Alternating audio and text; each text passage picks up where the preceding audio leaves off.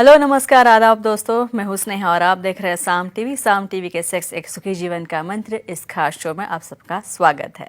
दोस्तों, जब भी हमें कोई मेडिकल इमरजेंसी आती है या फिर स्वास्थ्य से जुड़ी कोई परेशानी हमें सताती है तो हम क्या करते हैं? सबसे पहले हम हमारे परिवारजनों के साथ या फिर हमारी फैमिली के साथ हमारी सारी प्रॉब्लम्स, हमारी परेशानियां शेयर करते हैं। लेकिन बहुत से लोगों के सेक्स लाइफ से जुड़ी परेशानियां उनके जीवन में होती है, वह हर बार इनका सामना करना पड़ता है उनको।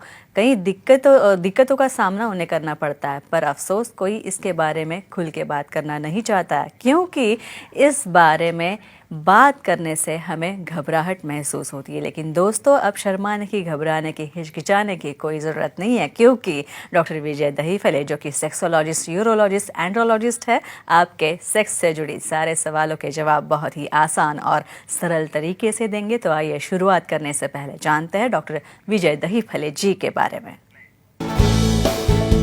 डॉक्टर विजय दहीफले एक जाने माने सेक्सोलॉजिस्ट, यूरोलॉजिस्ट और एंड्रोलॉजिस्ट है।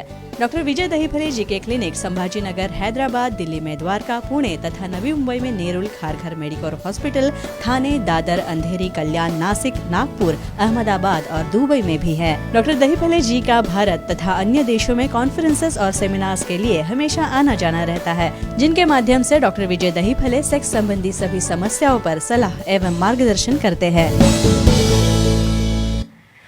तो हमारे साथ इस वक्त हमारे साम टीवी के स्टूडियो में मौजूद है इस शो के खास मेहमान डॉक्टर विजय दहीफले जी, जो कि आपकी सेक्स संबंधी सारी समस्याओं का करेंगे समाधान। तो आइए उनका स्वागत करते हैं।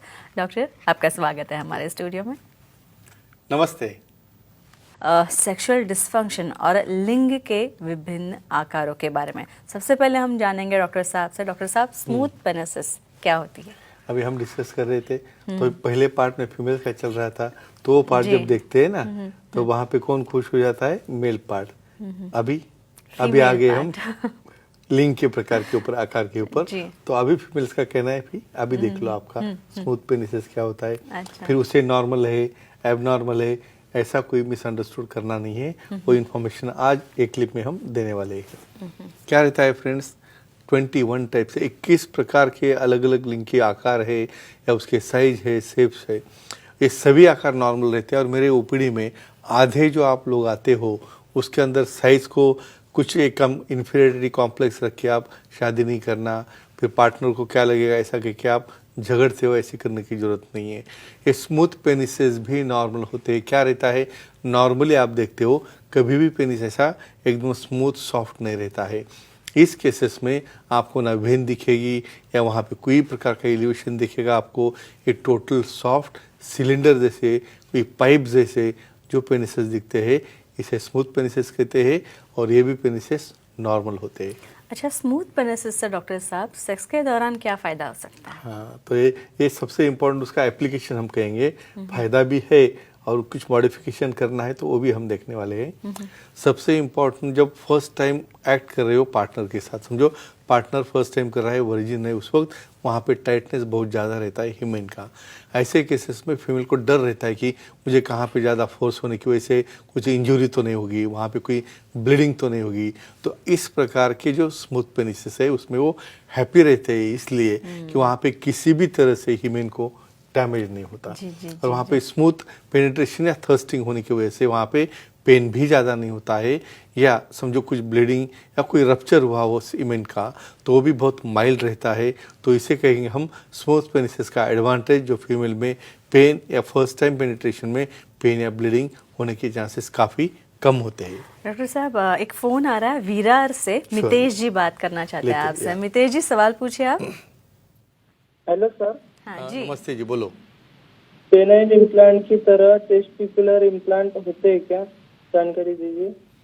नहीं, अपने दर्शकों को क्यूरियोसिटी बहुत बढ़ चुकी है और बढ़ना भी चाहिए, क्यों नहीं। यानी यही एक डायस है, यही एक मंच है जहाँ से हम ये साइंटिफिक इंफॉर्मेशन देते, क्योंकि भाई पूछे तो किसको पूछे जी, कोई वो फ्रेंड सवाल को बहुत लोगों के मन में होता है और वो रॉन्ग इन्फॉर्मेशन जाती है ना। इवन बच्चे तो डिप्रेशन में चला जाते हैं। तो कुछ बच्चों के टेस्टिस बहुत छोटे होते हैं, इवन प्यूबर्टी आने के बाद भी और बड़ा होने के बाद। तो क्या करना चाहिए फ्रेंड्स? यहाँ पे क्या होता है, कुछ हार्मोनल प्रॉब्लम है, कुछ इम्बैलेंस है, तो ऐसे केस में उसका टेस्टिस बड़ा होता ही नहीं, फिर उसे डर लगने लगता है मेरा पार्टनर देखेगा मुझे, फिर शादी के बाद देखने के बाद मुझे कुछ है ही नहीं नीचे, वो चिढ़ाएंगे, कुछ बात करेंगे, तो डरना नहीं है।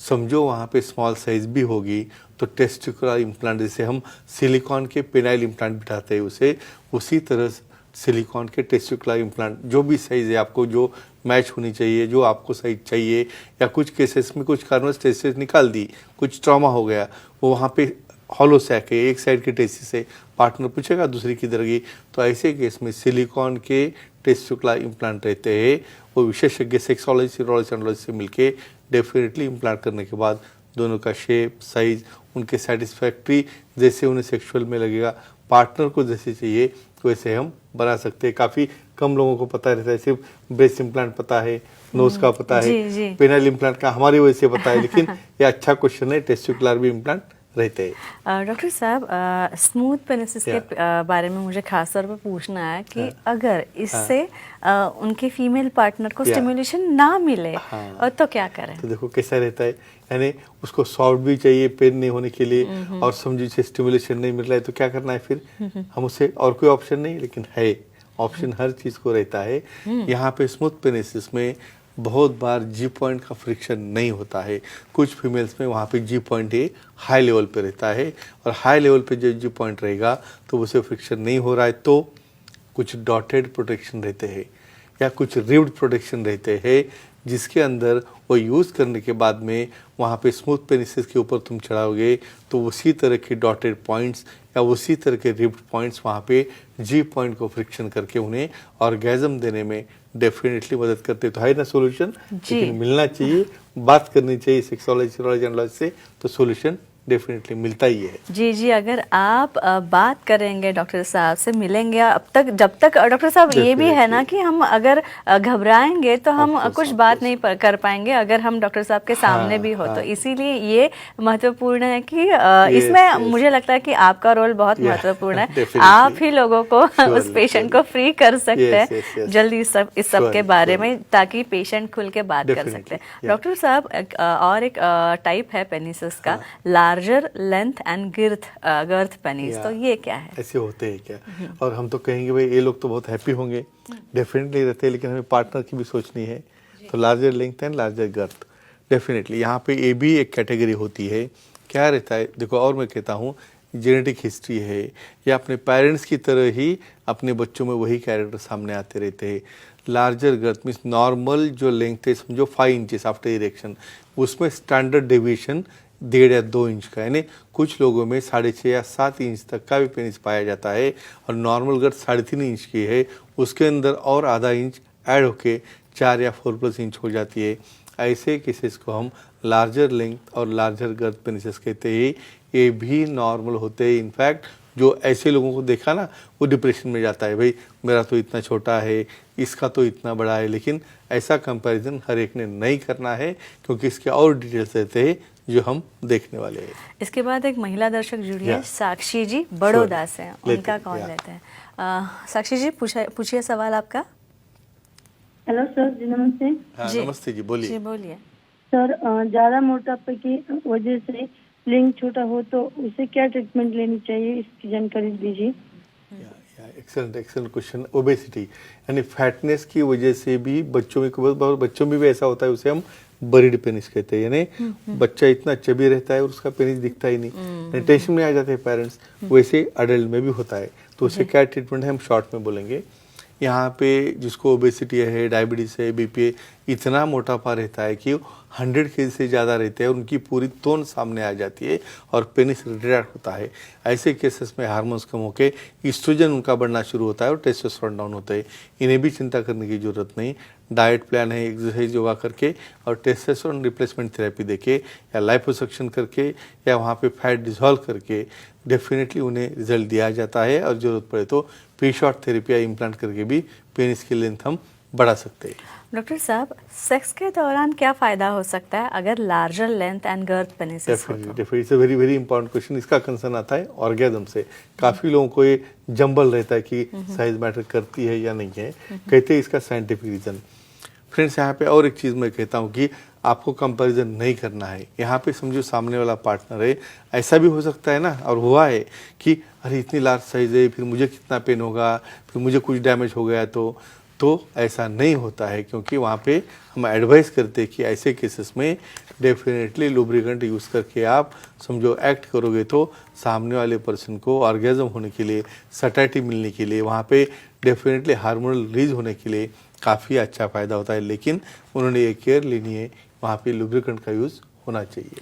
अच्छा, और एक इंटरेस्टिंग सवाल मुझे ये लग रहा है कि larger length and girth penis और सेक्स पोजीशन। हाँ, ये बहुत इम्पोर्टेंट, जो ऐसा किसको डर जो लगता है ना ऐसे केसेस में, जब नया पार्टनर है तो वो काफ़ी डर जाता है, तो वहाँ पे पोजीशन कैसे हेल्प करती है हम कहेंगे। यहाँ पे देखो, नॉर्मल एनाटॉमी जो रहती है फीमेल की, उसे हम कुछ चेंज नहीं कर सकते, लेकिन हमारे थाइज है उससे जो कॉम्प्रेस कर सकते हैं वल्वा को, क्योंकि हम सेक्स पोजीशन में हमेशा डिस्कस करते हैं कि जब समझो कुछ लैक्सिटी हो या इंट्राइटस में गैपिंग हो तो डेफिनेटली थाइज क्लोज करने के बाद उन्हें कॉम्प्रेशन आता है वल्वा के ऊपर। उसी तरह लार्ज साइज और लार्ज लेंथ पेनिसेस में लुब्रिकेंट यूज करके मिशनरी पोजीशन लेनी चाहिए। मिशनरी में उनके दोनों लेग काफ़ी वाइड होते हैं और लेग वाइड करने की वजह से वल्वल सेपरेशन होता है और उन्हें एक्ट करते वक्त कोई पेन नहीं होता, कुछ इंजरी नहीं होती।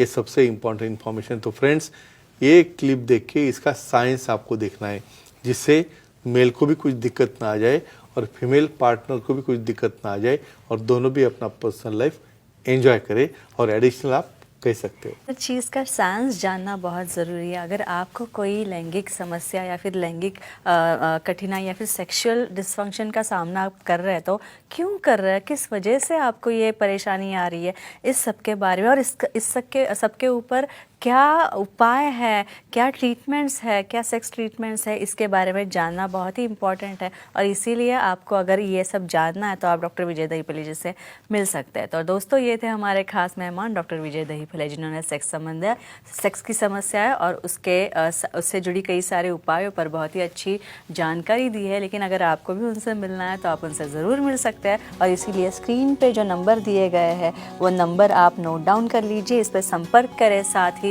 उनके सारे सेंटर्स के नाम दिए गए हैं, अंधेरी, दादर, नवी मुंबई में नेरुल, खारघर तथा ठाणे, कल्याण, पुणे, नासिक, संभाजीनगर, हैदराबाद, नागपुर, दुबई में भी डॉक्टर साहब के सेंटर्स हैं। यहाँ आप जा सकते हैं, उनसे मिल सकते हैं। वापस एक बार फ़ोन नंबर हमने स्क्रीन पर डिस्प्ले कर रखे हैं, ये नोट डाउन कर लीजिए। तथा उनकी वेबसाइट भी है sexologistvijaydahipale.in। इस पे आप जाएंगे तो आपको वेबसाइट पे अपॉइंटमेंट का बटन दिखेगा, ये क्लिक कीजिए और आसानी से आप उनकी अपॉइंटमेंट का पा सकते हैं और आपके सारे सेक्स से जुड़ी समस्याओं से आप समाधान पा सकते हैं, छुटकारा पा सकते हैं।